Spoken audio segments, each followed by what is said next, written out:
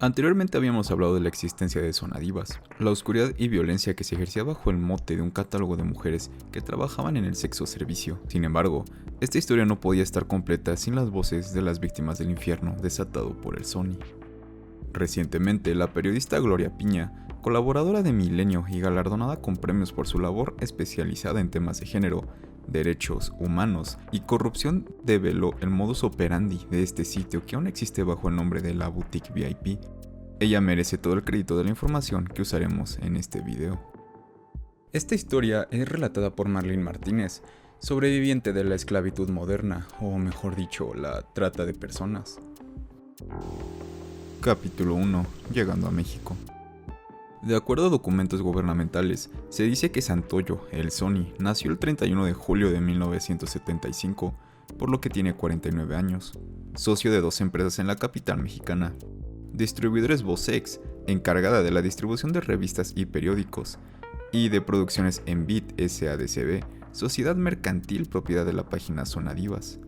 Y se dice que la colonia Filadelfia de la Nápoles, Ciudad de México, es donde vivía Santoyo entre 2016 y 2018. Sería entre esos años en los que Marlene formó parte de Sonadivas y de una de las agencias operadas por el Sony.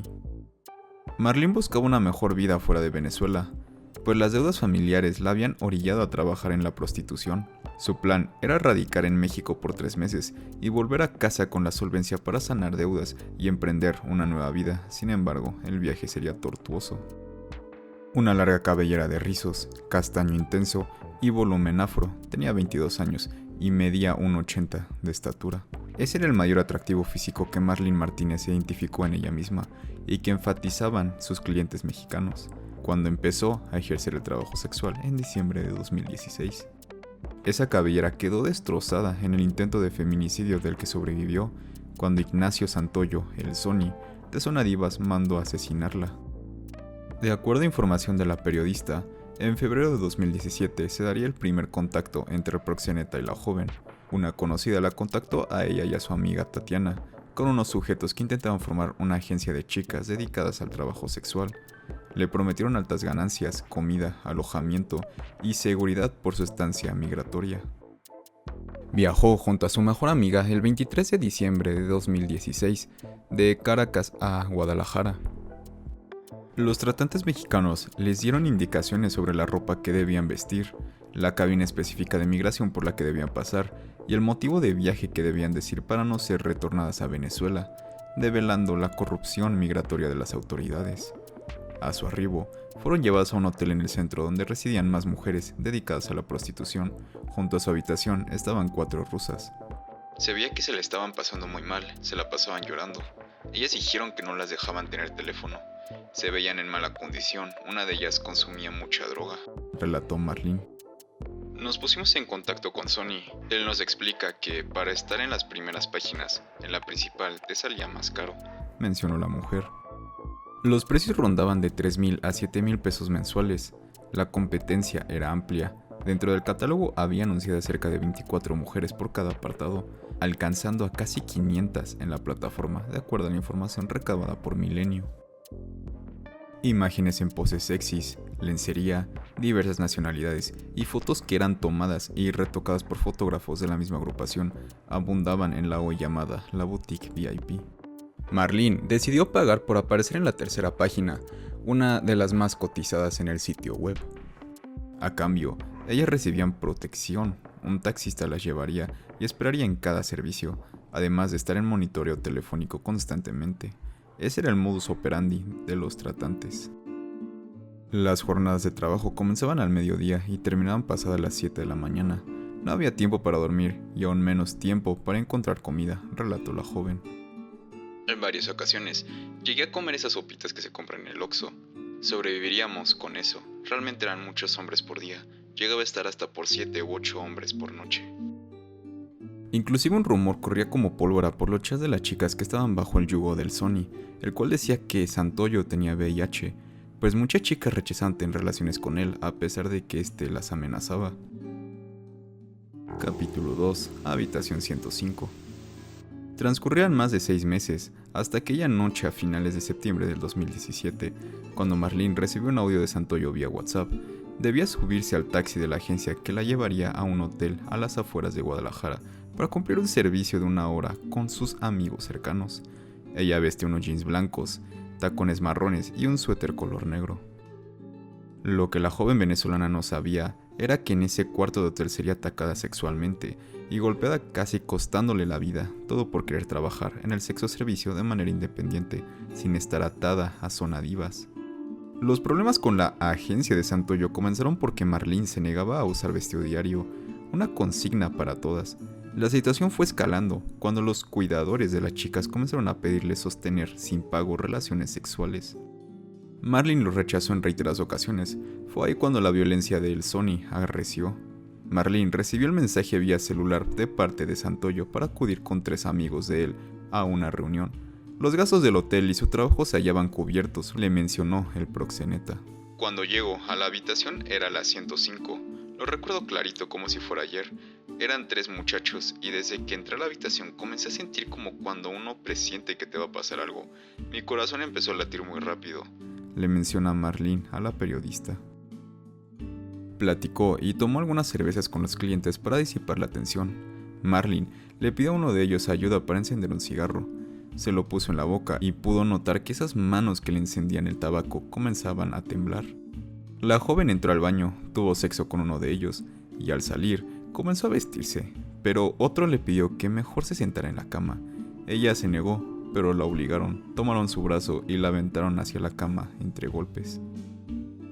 Me violaron, me cortaron mi cabello completito.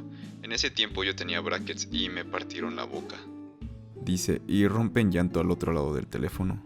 Desde algún país en Latinoamérica donde se resguarda y ha vuelto a rehacer su vida, relata la autora.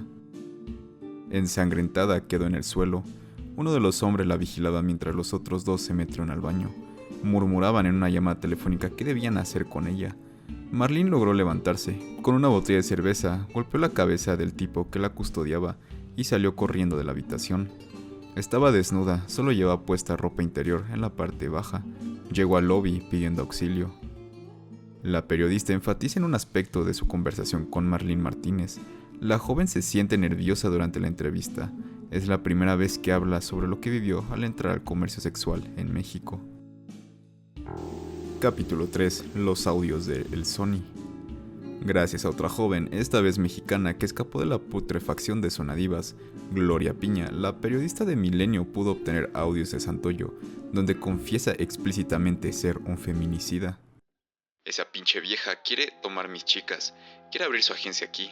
Ella no va a venir del pinche Venezuela a querer abrir una agencia aquí en mi país, robando a mis chicas. En referencia a Marlene. Yo nunca quise robarle a sus chicas, no quise robarle nada a nadie.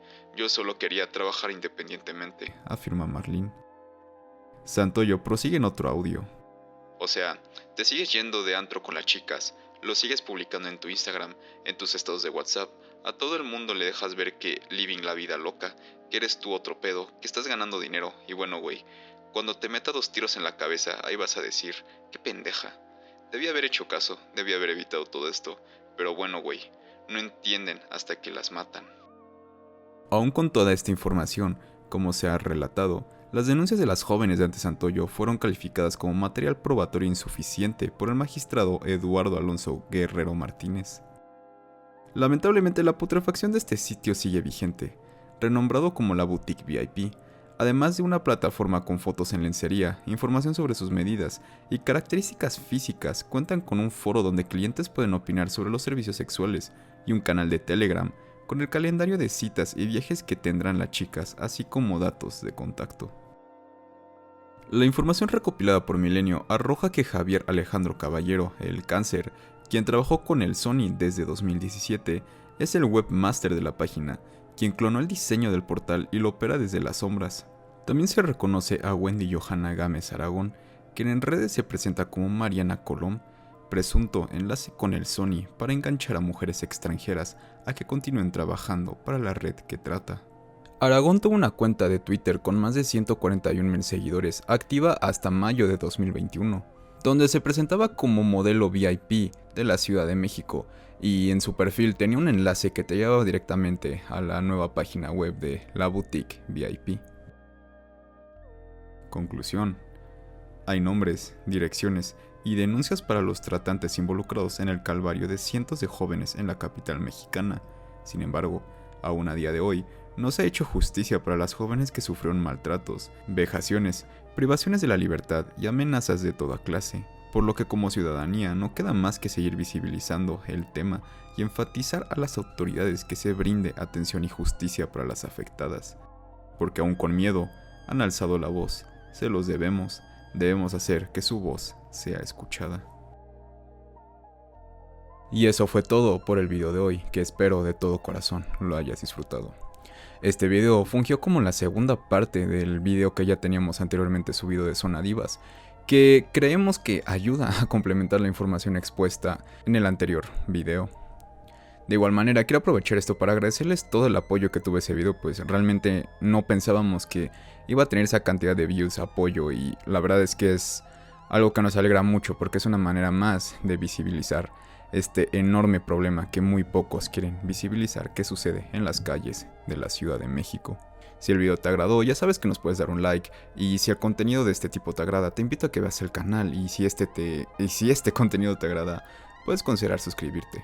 De igual manera, en nuestra descripción hay información adicional para completar la información aquí expuesta, así como también nuestros enlaces a nuestras redes sociales, desde Instagram hasta Spotify, donde puedes escuchar estos videos en formato de podcast. Igualmente en nuestro Instagram puedes mandarnos un mensaje privado sugiriéndonos o diciendo información que podemos anexar a los temas ya tocados en el canal. En verdad te invito a que les vaya a hacer una checada, así como a nuestro TikTok, donde subimos casos que no ameritan por sí solos un video completo, pero sí un video de 1 minuto. Sin nada más que agregar, esto fue el podcast del Iceberg y te deseamos una noche sumamente oscura.